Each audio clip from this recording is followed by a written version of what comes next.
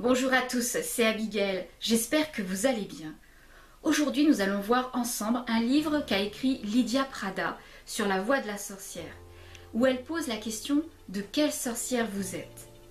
On va regarder ce livre un petit peu en profondeur, également on va en faire un petit développement, savoir ce qu'il vaut, une très courte analyse, ça n'aura rien à voir avec l'analyse complète que j'ai faite sur le livre d'Enoch ou sur l'Hibernule. Celui-ci va être un petit peu plus rapide. J'en avais un petit peu parlé au mois de septembre quand j'avais fait le book haul. J'avais dit que j'en ferais une présentation. Il m'interpellait et je voulais savoir si c'était un bon bouquin pour toi là qui m'écoute, si tu veux devenir une sorcière. Effectivement, c'est bien de se dire je veux devenir une sorcière, mais quel chemin je prends? Quelle voie de la sorcellerie, de la magie, du paganisme je prends? Parce qu'il faut que ça soit un appel.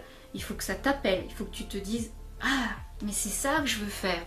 Parce que l'univers de la magie est tellement large que c'est très très difficile de s'y retrouver, même pour quelqu'un qui pratique très régulièrement. Alors, avant de rentrer dans le vif du sujet, j'aimerais quand même vous parler un petit peu de l'autrice. Lydia Prada, qui est-elle? Eh bien en fait, Lydia, c'est une sorcière wiccan.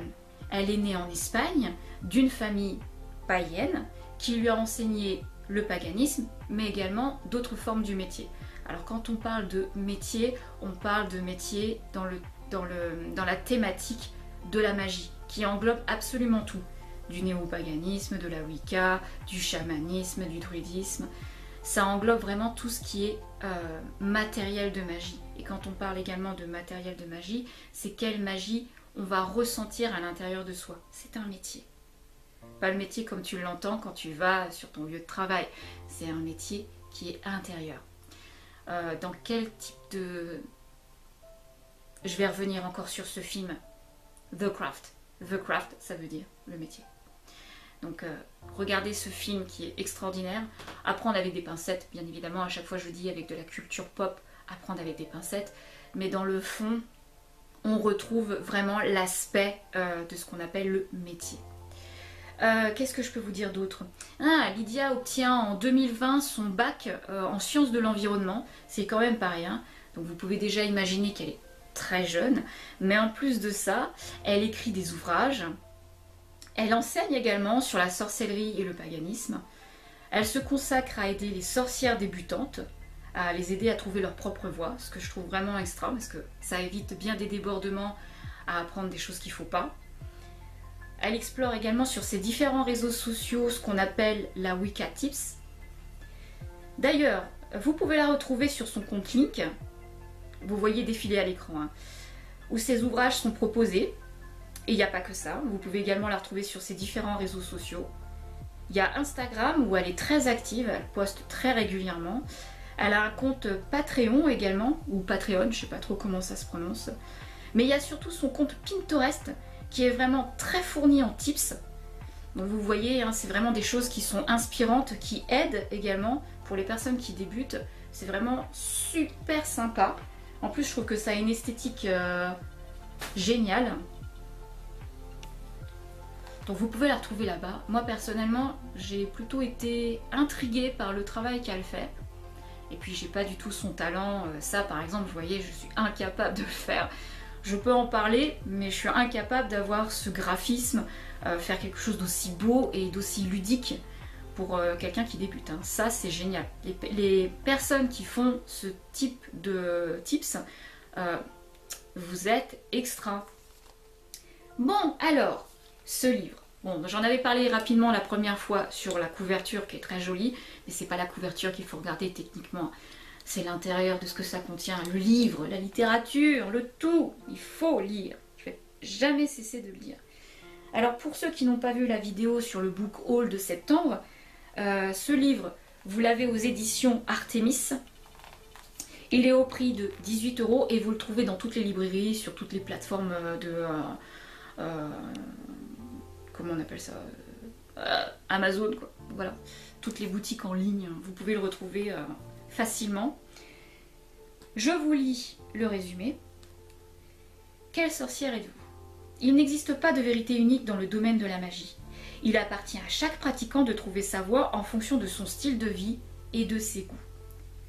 Premier point, si vous aimez vous servir des plantes pour organiser des rituels ou créer des remèdes maison, vous faites sans doute partie des sorcières vertes. Vous allez voir, on va développer un petit peu ce que c'est. Deuxième point, vous considérez votre maison comme un lieu sacré.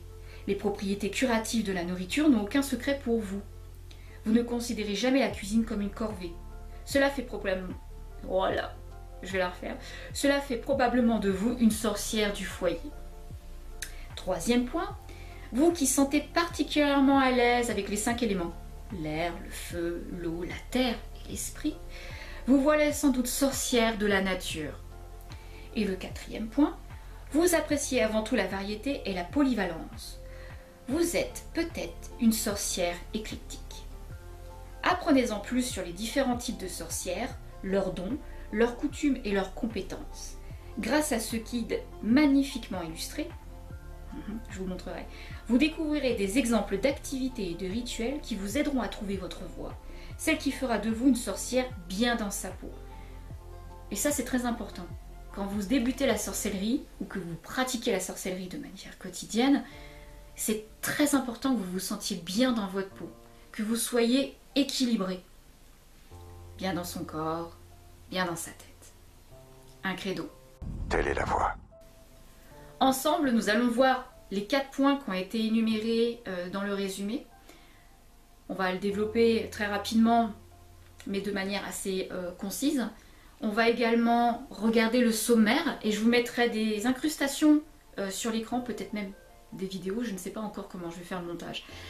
Mais pour que ça soit plus ludique et plus facile d'accès. Parce que le problème de la magie, c'est que ça part très vite dans tous les sens. C'est structuré, mais étant donné que c'est comme un tronc d'arbre avec tout un tas de racines et tout un tas de branches qui partent comme un bonsaï, c'est vrai que si on ne structure pas avec des illustrations ou des bases, bah, ça devient cafouilleux.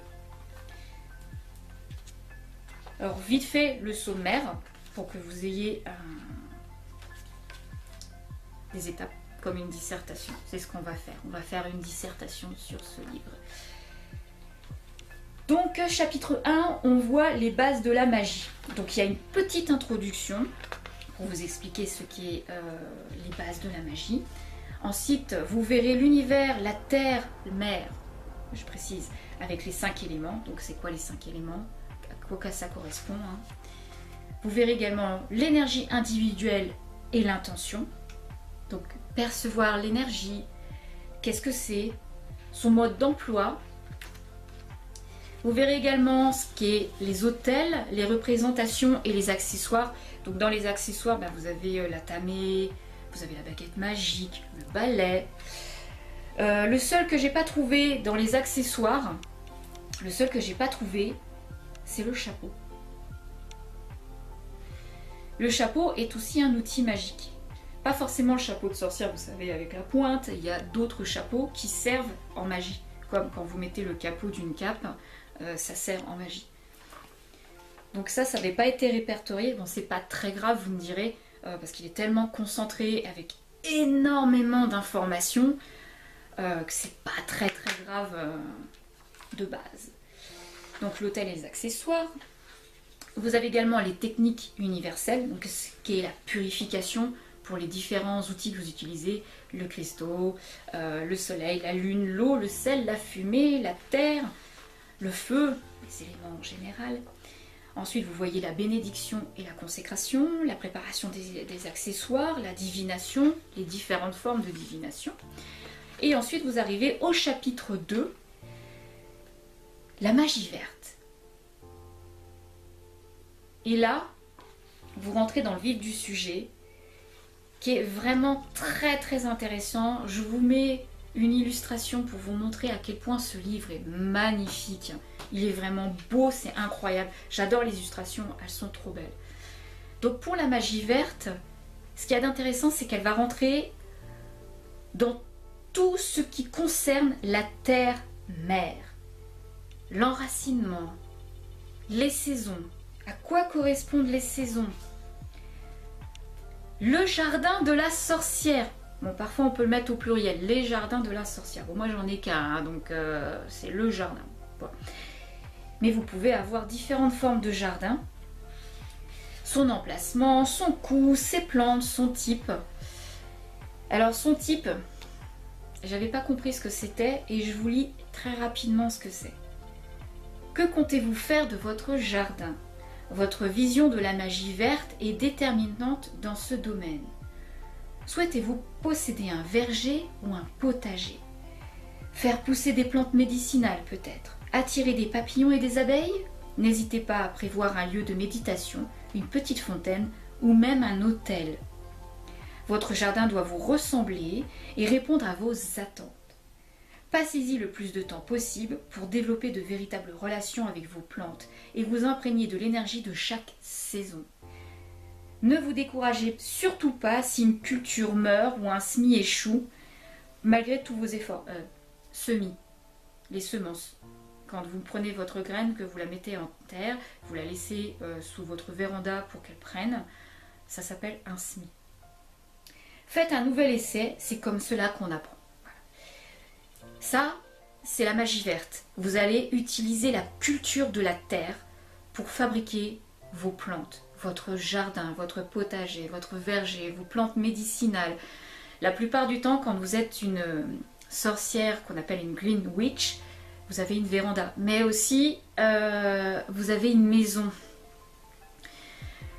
Vous pouvez vivre en appartement et être également une green witch, hein, dans le sens où quand vous cultivez, à partir du moment où vous allez utiliser les matières de la terre, vous devenez une green witch. Même si vous vivez dans un appartement, vous avez un petit balcon ou pas, vous avez parfois dans des cuisines des personnes qui ont mis leur petit potager. Alors c'est assez comment dire, cocasse, mais vous avez des jardinières qui sont posées sur le bord des fenêtres, des jardinières qui sont au niveau de la fenêtre dans la cuisine, ou une pièce qui a été réservée rien que pour ça, pour justement faire leur plantation. Mais c'est vrai que quand vous êtes une green witch, vous avez beaucoup plus de facilité à utiliser cette thématique lorsque vous avez une maison avec un grand jardin, quand vous avez du terrain. C'est quand même effectivement plus facile parce que vous allez avoir tout un espace où vous allez pouvoir cultiver soit le potager, soit le verger. Vous pouvez avoir aussi votre coin uniquement pour vous, pour la méditation, le coin pour un hôtel. Forcément, être une sorcière verte dans les conditions qui sont optimales, c'est facile. Pour les personnes qui vivent en appartement, qui n'ont même pas un balcon, ça devient un peu plus complexe. Alors c'est vrai que souvent, elles utilisent les parcs de leur ville pour le lieu, pour la méditation. Pour ce qui est de l'hôtel, vous comprenez que c'est un peu plus délicat de faire leur hôtel sur un parc qui est communal, hein, mais elles le font chez elles. Ça n'empêche que c'est pas parce que vous vivez en appartement que ça doit vous empêcher d'être une sorcière verte. Par contre, vous allez retrouver effectivement quelques difficultés. Cultiver la terre quand vous êtes dans un appartement sans balcon, ça devient compliqué. Mais pas impossible. Et ce livre vous l'explique. Top.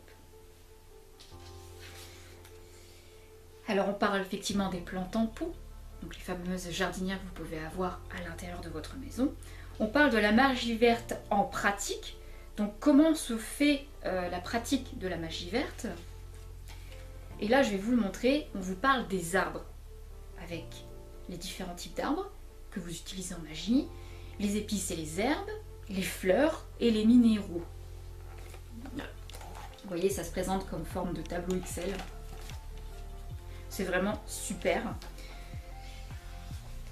On a effectivement ici les huiles essentielles qui sont répertoriées. On n'a pas les encens. D'ailleurs, je vous conseille, si vous êtes débutante en magie verte, de vous faire un tableau Excel de tous les encens qui existent. Parce que chaque encens, chaque mélange d'encens a sa méthode de purification et à quoi elle sert. Et pourquoi. Parce que chaque encens permet de rentrer dans une forme de méditation très différente. Donc ça, n'a pas été expliqué, parce qu'en fait, la base de ce livre qui vous parle de la magie verte pour vous donner envie d'utiliser la magie verte parce que ça vous parle, parce que vous sentez à l'intérieur de vous que ça vibre, c'est cette magie-là qui vous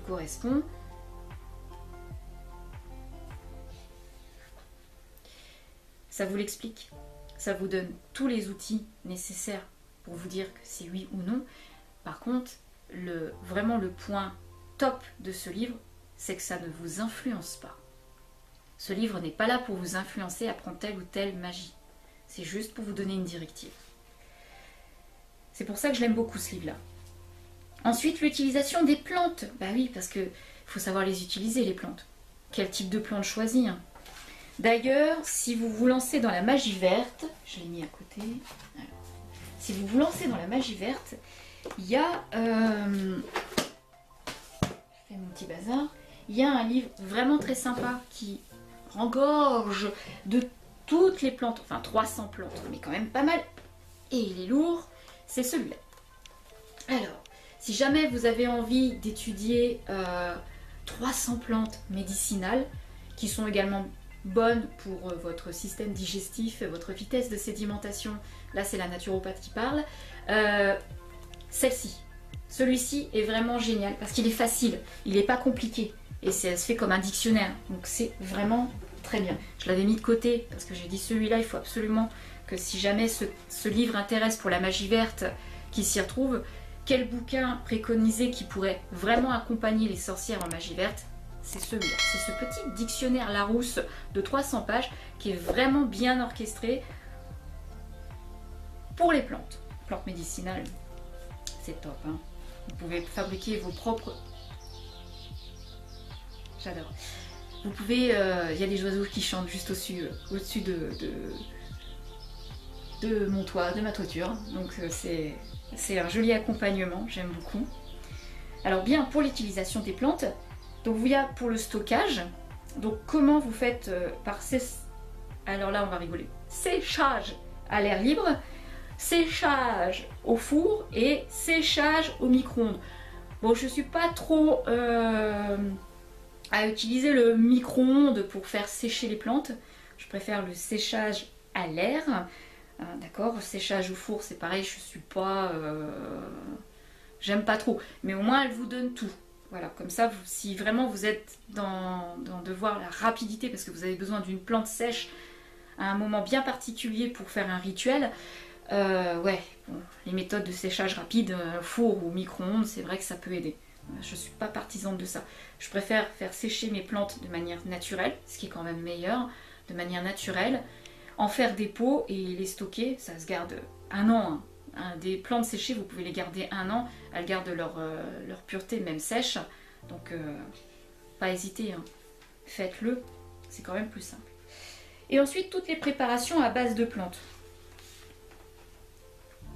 On va parler de thé, bien sûr, les infusions, les décoctions, les fleurages, la macération, la distillation, les pommades et les baumes, les savons, les encens, les sachets magiques, les mélanges pour le bain. Et après, vous avez un petit article qui vous met les remèdes. C'est vraiment super bien. On vous donne toutes les différentes façons d'utilisation des plantes. C'est vraiment génial. Ensuite, vous avez, comme je vous mets là, huile infusée de calendula. Alors, qu'est-ce que c'est que l'infusée de calendula? Je vous laisse regarder vite fait parce que je vous mets une incrustation. Je ne vous ferai pas ça pour tout le livre. Le mieux, c'est que vous achetiez le livre, ne serait-ce que pour l'autrice, hein, parce qu'elle ne travaille pas pour la gloire. Et c'est super qu'elle vous met une petite explication de ce que c'est et à quoi ça sert. Et en plus, vous pouvez l'expérimenter chez vous. Vous avez également un petit exemple de ce qu'on appelle l'encens de méditation. C'est un exemple, hein. Vous pouvez en faire tout un tas d'autres. De toute façon, au fur et à mesure où vous allez pratiquer, vous allez trouver par vous-même ce qui est bon pour vous ou pour quelqu'un d'autre. Parce que des fois, vous avez des gens qui viennent vous voir pour vous leur demander un petit coup de main. Voilà, il faut le faire. Vous en avez différents, hein. Le sachet belle nuit, les tisanes digestives, les sirops contre le rhume, les bains anti-courbatures, les bains en plantes, 3 façons de procéder, top aussi. Vous avez également les méditations guidées, ce qu'on appelle l'arbre de saison. Je vous lis très rapidement. Quand vous êtes allongé sous un arbre pour la dernière fois, sans rien faire d'autre, loin des soucis, des distractions, bref, seul, en pleine nature. Vus sous cet angle, les arbres ont une allure différente. Ils ressemblent à peine à ce que nous en voyons lors de nos promenades habituelles. Leurs branches et leurs feuilles créent de subtils jeux d'ombre et de lumière, et la nature les nimbe de son énergie particulière.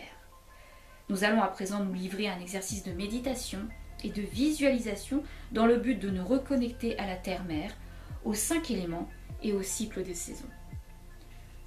Voilà, c'est ça. Et en fait, après, elle vous dit, est-ce que la magie verte vous convient-elle? Donc une fois que vous avez étudié le chapitre 2, vous savez si oui ou non la magie verte est faite pour vous. Dans le chapitre 3, c'est la magie du foyer. Très fournie également, hein. La magie du foyer. Écoutez, vous voyez ce qu'on appelle la Witch Kitchen. Donc c'est vraiment la magie par les aliments, par la Boostify, comme dirait Emma Dolly. C'était une ancienne youtubeuse qui manque cruellement sur YouTube. Je tiens à le signaler pour ceux qui connaîtraient Emma Dolly. Emma Dolly, tu nous manques et j'espère que les projets que tu avais se réalisent, se concrétisent et que tu es très heureuse. Voilà, ça c'est mon petit mot perso. Alors la magie des aliments, le pouvoir de la nourriture, comment on les récolte. Donc on a quand même un lien quand on fait la magie du foyer avec la magie verte. Vous verrez que les deux sont quand même relativement symbiotiques. Vous ne pourrez pas faire en fait la magie verte sans faire la magie du foyer. Parce que si vous faites la magie verte, vous exploitez la terre. Vous utilisez la terre, vous êtes en symbiose avec elle pour pouvoir récupérer vos fruits, vos légumes, vos plantes médicinales que vous allez utiliser à la maison. Donc la magie du foyer. Ça va en fait intrinsèquement l'un avec l'autre. Mais vous êtes peut-être plus à faire votre culture dans le jardin sans y penser. Et puis à la maison, par contre, tous les aliments que vous allez avoir, vous allez faire des prières, vous allez méditer lorsque vous faites un plat, parce que vous allez y mettre tout votre amour, vous allez y mettre tout votre cœur. Pour ceux qui ont des enfants, est-ce qu'un de vos enfants ne vous a pas déjà dit cette phrase: ah, c'est très bon maman, c'est parce que tu y as mis tout ton cœur? C'est de la magie. C'est la magie du foyer, c'est la magie de la santé. On voit également ce qu'il y a de bien, les déséquilibres énergétiques et comment ressourcer sa maison. Donc on voit l'énergie yin et on voit l'énergie yang. Ça c'était vraiment un top 5 hein, dans ce livre. C'est super de l'avoir inclus. Ensuite on voit le symbolisme des aliments.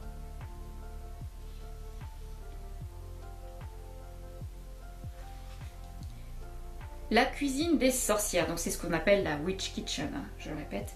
Donc on voit la cuisine en tant qu'espace magique. Donc quand vous rentrez, de toute façon vous le savez tout de suite, quand vous rentrez dans une cuisine de personnes qui est à la magie du foyer, la cuisine est très décorée.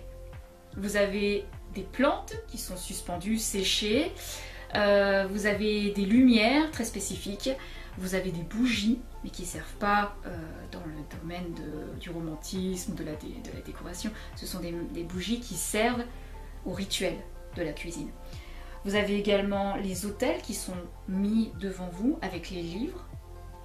Vous avez le rangement qui est très spécifique dans la cuisine avec les pots et autres ustensiles que vous avez besoin. Vous avez également des planches à découper qui ne servent pas forcément qu'à découper. Elles servent aussi de talisman de protection pour la cuisine, pour les aliments, pour qu'ils restent sains, pour qu'ils restent purs, pour qu'ils restent très loin de tout ce qui est négatif, pour la bonne santé. Vous avez la consécration également de la cuisine qui est faite parfois par des sigils ou par des runes de protection qui sont dessinées subtilement, mais si vous regardez bien vous allez les voir. Vous avez le chaudron. Ah ça, le chaudron. Inévitable. Les cuillères en bois, on grave les cuillères en bois. Nos cuillères sont gravées, parfois même nos tourtières. Je veux dire, moi mes tourtières, elles sont gravées sur le fond. Il y a un sigil, voilà. Il y a en fonction de la saison, bien sûr. Les couteaux, les manches des couteaux, c'est spécifique. Parfois, sur des manches de couteau, tu vas dans une cuisine qui est faite à la magie de la sorcière. Bon, tu t'amuseras pas à faire ça, mais Si elle te dépose un couteau et que tu vois qu'il y a des runes dessinées sur un couteau, c'est une sorcière qui est liée à la magie du foyer. Donc la magie de la cuisine, c'est comment on purifie la cuisine et les ustensiles, on détermine les intentions, on adopte le bon état d'esprit quand on cuisine.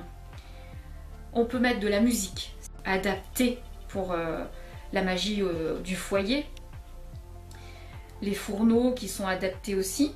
Alors quand je dis adapté, c'est uniquement à la matriarche de la maison. Ça veut dire une chose. Elle peut autoriser son conjoint ou sa conjointe, elle peut autoriser ses enfants à cuisiner avec elle, mais au préalable, il faudra qu'elle bénisse et qu'elle autorise dans son lieu sacré, parce que sa cuisine devient donc un lieu sacré, qu'elle autorise ses enfants ou son mari ou sa femme à venir cuisiner avec elle.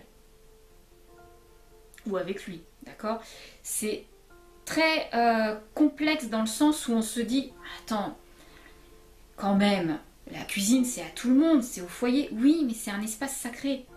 Et quand tu invites quelqu'un dans ton espace sacré, dans la cuisine, tu ne dois pas laisser toucher tes ustensiles. C'est comme quelqu'un, quand quelqu'un te tire les cartes, tu ne laisses pas l'autre toucher ton jeu de cartes. Tu as consacré ton jeu de cartes, tu as consacré ton oracle, ton tarot, tu ne laisses pas l'autre choisir ses cartes. Tu peux le faire, mais alors dans ces conditions-là, elle te montre du doigt, mais elle ne touche pas ton jeu. Parce que tu l'as consacré, tu l'as purifié avec ton énergie. Et à partir du moment où quelqu'un d'autre l'a touché, ah bah c'est souillé. Tu as une énergie autre et c'est une pollution magique.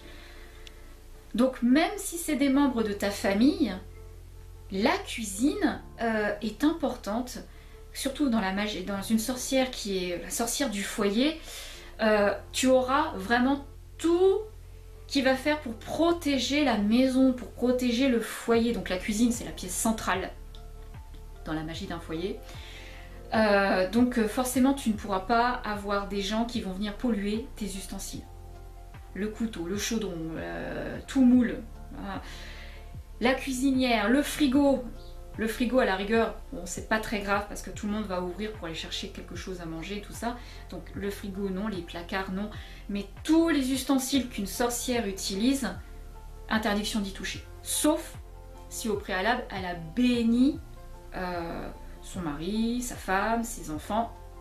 S'ils ont été bénis, ils vont pouvoir utiliser et cuisiner avec elle ou avec lui.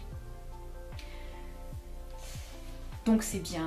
On a également le levain, le pain au levain. Donc c'est des petites recettes qui vous sont données comme ça, qui sont très gentiment proposées.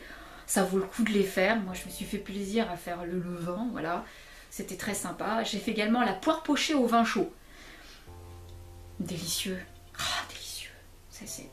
C'est du bonheur ça. En plus elle vous met des petites incrustations, des fleurs comestibles. C'est quand même un top... C'est même pas un top 5 ce livre pour un débutant, c'est un top 10. Je le conseille à 100%. Dans la magie du foyer aussi, vous avez tout ce qui concerne la magie du chaudron. Dans le sens où quand vous allez chez quelqu'un qui est très concentré en tant que sorcière du foyer, vous verrez des talismans pendouillés devant les portes des maisons. Vous pouvez ouvrir une porte et entendre des tintements de clochettes, parce que les clochettes seront mises sur les poignées de porte ou accrochées à la porte. Vous pourriez aussi avoir des fers à cheval mis à l'entrée d'une maison.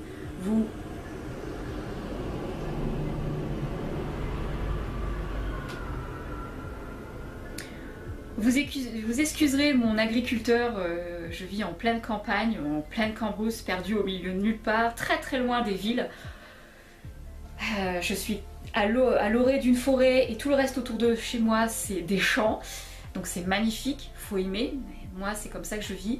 Et du coup oui effectivement vous pouvez entendre des tracteurs et des camions passer très régulièrement. Je suis désolée, mais c'est comme ça que je vis et j'adore vivre comme ça. Oui, donc je vous disais, il m'a coupé sur mon élan. Je vous disais donc que vous pouvez retrouver des fers à cheval, vous pouvez retrouver de l'aubépine. Dans toute maison de sorcière où vous allez, vous trouverez de l'aubépine à l'entrée. Même si vous vivez en HLM, vous verrez que les sorcières qui sont dans la magie du foyer, devant leur porte d'entrée, elles ont un pot.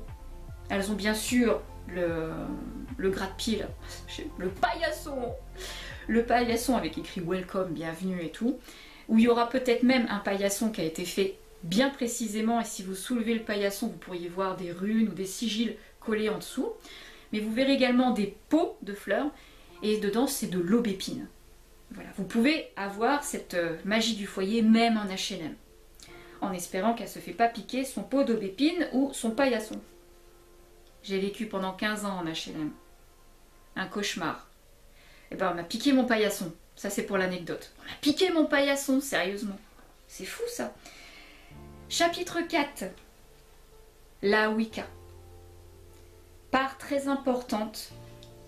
Ça, on ne passe pas à travers la Wicca. Ce qu'est la Wicca, les croyances, l'éthique et les traditions. Donc on voit la déontologie de la Wicca. On voit le credo de la Wicca. Ce qu'est le dieu cornu. Le dieu cornu, j'ai du mal à parler, je m'excuse. Aujourd'hui ça va vraiment pas. Donc le dieu cornu et la triple déesse. Donc la triple déesse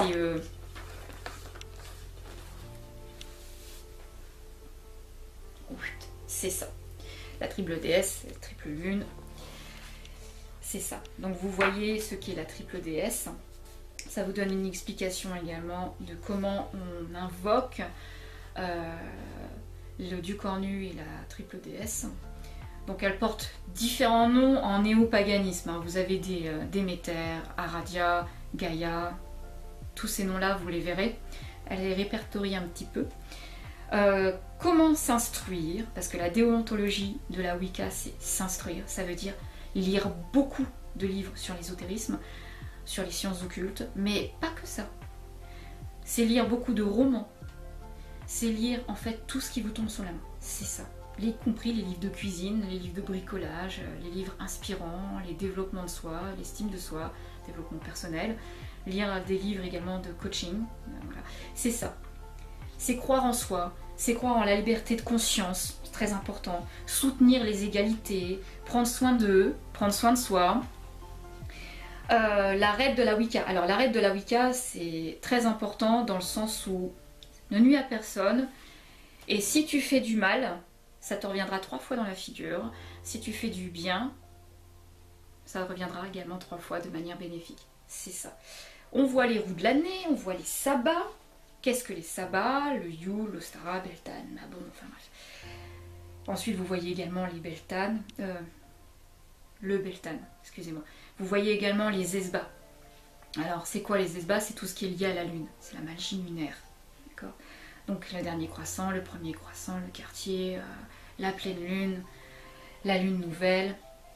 Ah, il y a également... Tiens, je suis au fur et à mesure avec vous pour rien oublier. Le Summerland. Je vous dis ce que c'est. La plupart des Wiccans croient en la réincarnation. Selon eux, la vie est un cycle éternel et la loi du triple retour peut surgir du passé pour impacter notre présent et notre avenir. C'est un peu comme la loi du karma, d'accord? La Wicca intègre également l'existence de Summerland, lieu accueillant les morts dans l'attente de leur réincarnation. Ça vous fait pas penser à quelque chose, ça? Cet endroit ne possède aucune connotation positive ou négative. Il est simplement situé dans une dimension différente et les âmes y cohabitent avec les dieux sous une forme beaucoup moins dense. La réincarnation s'envisage selon 2 modèles, le cercle et la spirale. Dans le premier cas, notre âme revient à son point de départ et repasse par le même cycle de vie, de mort et de renaissance. Dans le second, notre énergie retourne sur Terre pour y tracer une nouvelle route. Quoi qu'il arrive, il ne s'agit pas de disparition, mais de transformation. Un peu comme une matière que l'on brûle et qui devient cendre ou fumée, chacune ayant un rôle différent à jouer dans la nature. Je tenais à vous le lire parce que c'est vrai que Summerland est quelque chose qui appartient bien à la Wicca. On peut dire qu'aujourd'hui, les sorcières modernes, en tout cas, soit la magie du foyer, soit la Green Witch ou la Witch Kitchen, enfin la Witchcraft en général,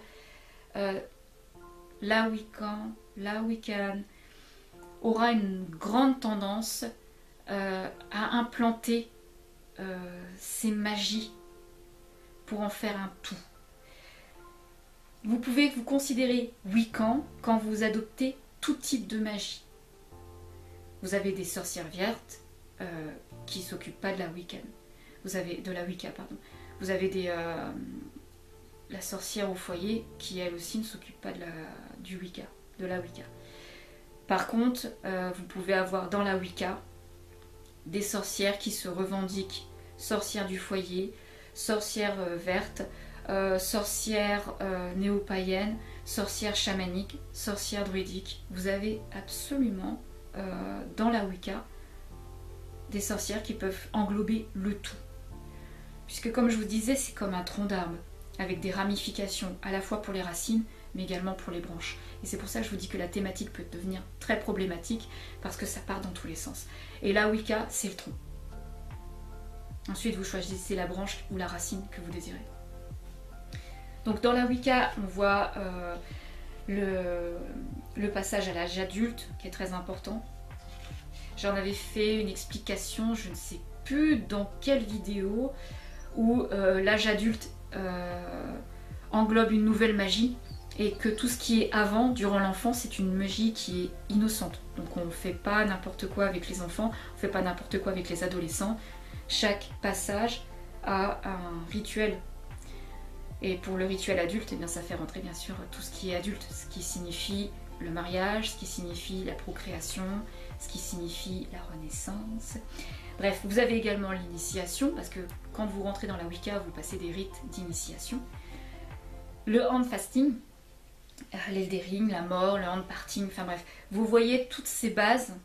Ensuite, vous voyez également le cercle sacré. Mais alors, comprenez que le cercle est également pour les sorcières vertes, mais également pour les sorcières du foyer, pour les sorcières éclectiques, ce qui englobe tout, quoi. Donc, l'invocation du cercle, l'invocation des 4 éléments, les invocations en ordre général.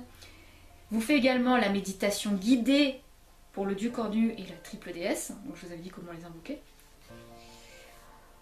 Et ensuite, dans le chapitre 5, on voit la magie cosmique.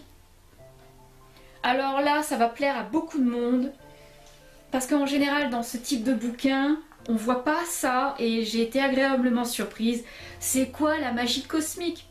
Je vous lis l'intro. Les sorcières cosmiques, comme leur nom l'indique, se sentent très proches du cosmos. Elles se servent de l'énergie des planètes, des étoiles et autres corps célestes pour pratiquer la magie, tandis que l'astrologie et l'astronomie les aident à comprendre et à prédire les mouvements des astres au sein de l'univers. Chez elles, la précision est de mise. En effet, les corps célestes se déplaçant en permanence, elles sont toujours à l'affût du moment où ils seront positionnés à l'endroit idéal. Pourtant, leur pratique de la magie n'a rien de passif, bien au contraire, puisqu'elles manient avec enthousiasme et bonheur l'énergie du cosmos. Donc, bien sûr, vous verrez dans le livre l'énergie céleste, les thèmes astraux, les différentes maisons, donc là on va pas rentrer plus dans l'astrologie, hein. Les maisons, les domaines, vous verrez les angles, le signe du zodiaque, tout ça, je vous mets les incrustations vidéo, hein. Vous verrez les planètes, les exemples de thèmes astral. Voilà, l'illustration est magnifique. Je suis restée couac devant en me disant elle est très belle, très explicite. L'étude de votre thème astral, les événements astrologiques. Et en fait, elle vous donne tout. C'est fantastique. Les phases lunaires, la manière pour voir les éclipses. Je vous explique les éclipses. Ah bah tiens, justement, pour tous ceux qui nous traitent de farfelus, je vous signale que la plupart parce que comment dire, on va parler également pour tout ce qui est magie du cosmos, tout ce qui est Mercure rétrograde, vous savez le truc qui vous met KO en moins de 2, hein. J'ai du mal aujourd'hui, c'est terrible. Les nœuds lunaires, les principaux astéroïdes, les repères temporels, les jours de la semaine, les énergies célestes, les énergies planétaires, la méditation guidée pour entrer en contact avec la magie céleste, les énergies célestes, la magie cosmique vous convient-elle enfin? La lune et les étoiles vous fascinent-elles? Si oui, c'est peut-être que l'énergie céleste vous appelle. Les sorcières cosmiques se passionnent pour l'astrologie et l'astronomie. La moindre variation d'énergie de l'univers, le moindre mouvement d'une étoile les fait réagir. Si tout cela vous inspire, c'est sans doute que vous avez trouvé votre voie. Pourquoi à un moment donné dans mes explications, je me suis coupée pour pointer du doigt quelqu'un? Eh bien parce que souvent, parce qu'on appelle les intellectuels et les philosophes, tous ceux qui étudient la magie, les sciences occultes sont pointés du doigt par ces personnes. Alors là, je prends 2 minutes, vraiment, pour couper par rapport au livre. Je prends 2 minutes pour vous expliquer à quel point c'est pernicieux ça.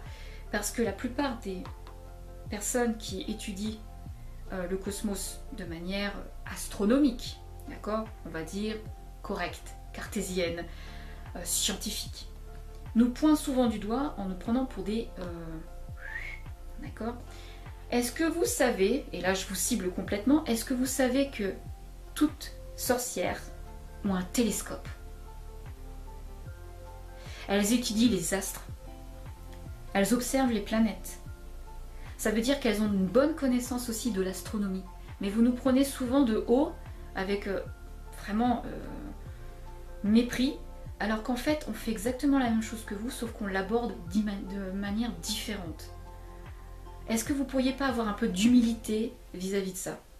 Je dis ça parce que j'adore étudier les planètes, j'adore l'astronomie, en étant païenne moi-même, et je me fais souvent mettre à l'écart, je suis complètement ostracisée d'ailleurs dans ce domaine, je me mets souvent, enfin on me met à l'écart sous prétexte que j'arbore ça ou je suis une sorcière païenne.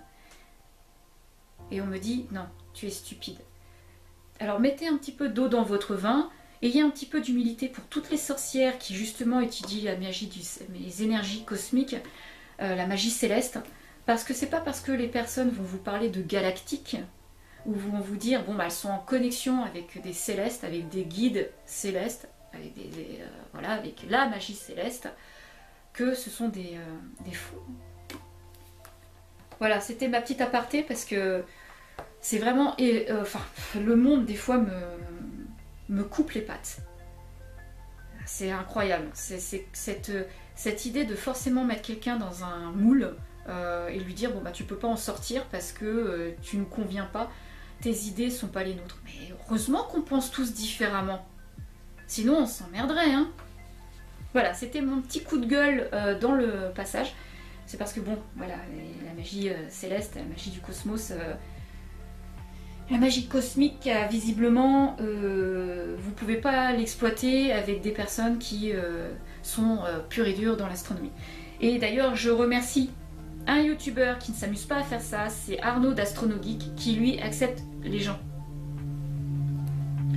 Il les catalogue pas et il les pointe pas du doigt. Il débunk par contre quand c'est nécessaire et c'est très bien comme ça. Alors ensuite, en chapitre 6, on parle de la magie de la nature. Bon, rien que le nom, vous l'avez compris, on parle des 5 éléments, donc on revient également à ça, les 5 éléments, hein, terre, feu, air, eau, esprit. On vous donne des petites correspondances, on vous parle à nouveau de signes zodiacal, la perception des éléments, on vous parlera de respiration, de chaleur par rapport au feu, l'élément eau pour le reflet et la réflexion. Donc, on parlera également d'outils magiques, ça peut être un miroir si vous voulez. On vous parle de l'élément terre avec l'enracinement, on vous parlera de la purification par la fumée, par les rituels du feu par les bougies, les rituels de l'eau par la divination, parce que c'est ça, hein. Rituel de la terre sur la grille des cristaux, rituel de l'esprit, les rêves lucides, la méditation guidée parce qu'il y en a toujours une, et on vous dira si oui, vous êtes allié à la magie de la nature. Est-ce qu'elle vous convient? Je passe vite fait au chapitre 7 sur la magie des mers et des océans. La Sea Witch, bien sûr. Donc là, c'est vraiment si vous êtes en bord de mer, que c'est la mer qui vous appelle, que vous ne pouvez pas vous débarrasser du sable et de l'eau, des sensations que vous ressentez en bord de mer, alors là, bien sûr, vous êtes une Sea Witch. Parce que vous allez travailler avec tous les éléments qui sont liés aux océans, à la magie de l'eau. Donc on va forcément voir un petit peu un côté alchimiste au niveau de l'eau. La lune et les marais. Vous verrez également les esprits de la mer. Donc oui, les esprits de la mer, vous entendez le mot Poséidon qui arrive juste derrière. Vous voyez la pratique de la magie, tout ce que vous pouvez avoir comme outils qui sont donnés et offerts par la magie de la mer et des océans, d'accord? La magie de la plage, si vous préférez. Voilà, vous avez les coquillages. Voilà. Vous avez tout ce que vous pouvez trouver d'ailleurs sur une plage. Hein. Plumes, le bois flotté, les coquilles de crabe, les coraux. Enfin, vous travaillez beaucoup avec les galets. Par exemple, vous les voyez dessinés sur des galets. Le sable, que je disais, le verre de mer, l'eau de mer. Fabriquer des baguettes de bois flotté. Les rituels à base de sable.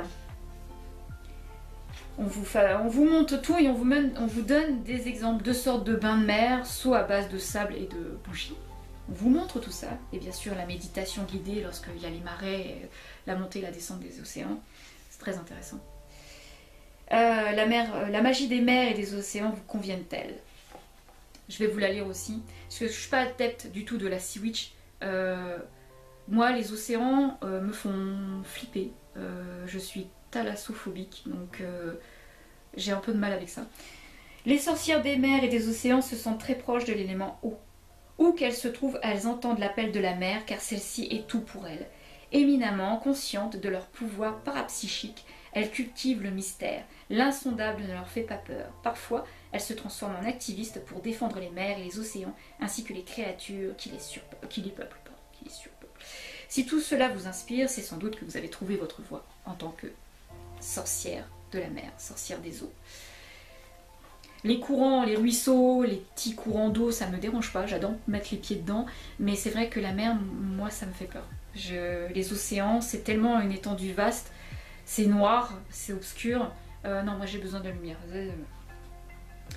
Alors, en chapitre 8, la magie éclectique. Alors, la magie éclectique, on vous explique ce que c'est. Donc j'en avais déjà parlé auparavant, mais la magie éclectique, ça englobe tout. Il y a une morale, il y a une déontologie sur la magie éclectique. Il y a une recherche de soi, c'est un travail sur soi, c'est la magie avec l'intuition, c'est le respect avant tout des uns et des autres. C'est créer son livre des ombres, donc on en parle, avec les différents supports que vous pouvez utiliser, les différents sujets qui sont abordés, votre pratique magique sous toutes ses formes. C'est ça, de toute façon la magie éclectique, ça englobe tout. La magie du foyer, la magie verte, la magie de la cuisine, la magie des chaudrons, tout. C'est ça la magie éclectique, c'est que ça englobe tout, ça englobe toutes les magies. Mais ça ne veut pas dire que la magie éclectique englobe également la Wicca. Par contre, la Wicca englobera la magie éclectique puisque c'est un tout. Voilà. Et on finit avec la petite conclusion. Donc voilà, une petite conclusion très sympathique avec la bibliographie. Il y a des petits plus, hein, je ne vous ai pas tout donné non plus. Maintenant, on va faire la petite analyse que j'ai de ce livre. C'est un excellent livre si vous voulez débuter la magie et si vous voulez connaître votre voie. Quelle voie vous voulez choisir en magie? Parce que c'est pas forcément évident, hein. Je vous l'ai dit, c'est un tronc d'arbre avec différentes ramifications. Quelle branche vous allez choisir? Parce que tout vous parle pas. Regardez-moi la Sea Witch, c'est hors de question. Ça, je vais pas la maîtriser du tout. Elle ne m'appelle pas. Même au contraire, elle me dit non, t'es pas faite pour moi. Vous voyez, la magie c'est ça. Ça va vous dire quelle voie va vous intéresser le plus. Qu'est-ce que vous voulez en faire? Quelle voie est faite pour vous? Là, quand vous cochez de plus en plus les cases, surtout quand vous ne savez pas, vous faites un tableau et vous cochez les cases au fur et à mesure de ce que vous aimez. Si vous êtes quelqu'un qui cuisinait beaucoup, qui adorait cuisiner, qui adorait faire les courses chez le maraîcher pour ressentir les fruits, les légumes, vous allez voir que votre tendance va quand même se porter sur la magie de la cuisine. Quand vous aimez prendre soin de votre foyer, ce qui veut dire va englober tout dans le foyer, les murs, vos animaux domestiques, qui du coup vous en êtes les gardiens. Moi, on a un chat à la maison, on est les gardiens du chat, mais ça va englober également le foyer, c'est l'amour du foyer. Ça veut dire les enfants, ça veut dire le mari, ça veut dire le papy, parce que je vis avec mon père, c'est hors de question qu'ils sont en maison de retraite. Pour moi, c'est très important que mon père vive avec nous pour sa fin de vie. Je trouve quand même que c'est beau. D'ailleurs c'est super de vivre avec ses parents. Enfin bon, après ça m'engage que moi, hein. Quand ça se passe bien, c'est génial. Si vous avez des parents toxiques, vous comprenez bien que vous n'allez pas les accepter dans votre foyer parce que ça va apporter de la lourdeur et de la négativité dans votre foyer. Je parle pour les sorcières, hein. Par contre, quand ça se passe bien et que vous êtes bien et que ça vous apporte du bonheur, de la joie pour les enfants et puis pour votre père ou votre mère qui vit avec vous, qui va apporter un plus à vos enfants et qui va être heureux de partager tous ces moments avec ses petits-enfants et avec sa fille ou son fils, parce que oui, c'est toujours là, c'est quand même plus beau que de laisser quelqu'un croupir dans sa maison de retraite, vous pensez pas? Enfin bon, c'est mon opinion personnelle, vous faites comme vous voulez, hein, c'est libre à chacun. La vie, de toute façon, c'est une question de choix. Pour ce livre, pour moi, c'est un top 10, comme je vous ai dit. Ça va même au-dessus de top 5. C'est un top 10 pour les personnes qui ne savent pas où débuter, où commencer, où aller et qu'est-ce qui leur convient le mieux. C'est un très bon bouquin. Il y a quand même un tout petit point qui est dommage, c'est que ça ne va pas plus loin parce qu'il n'y a pas que cette forme de magie. Il n'y a pas que les 4 points qui ont été énumérés.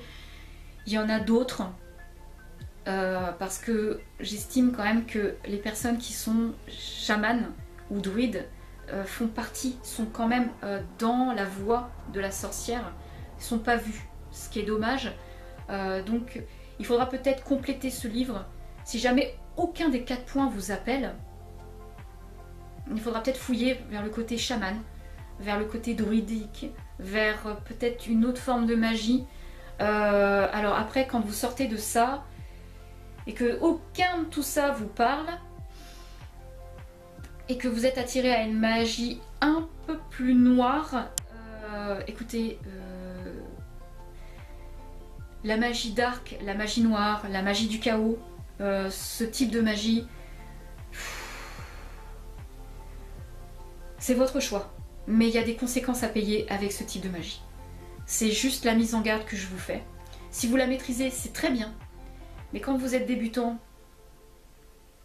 je vous la déconseille. En fait, mettez pas les pieds dedans, parce que si vous mettez, souvent, les personnes qui vont dans ce type de magie, il y a un mal-être à l'intérieur.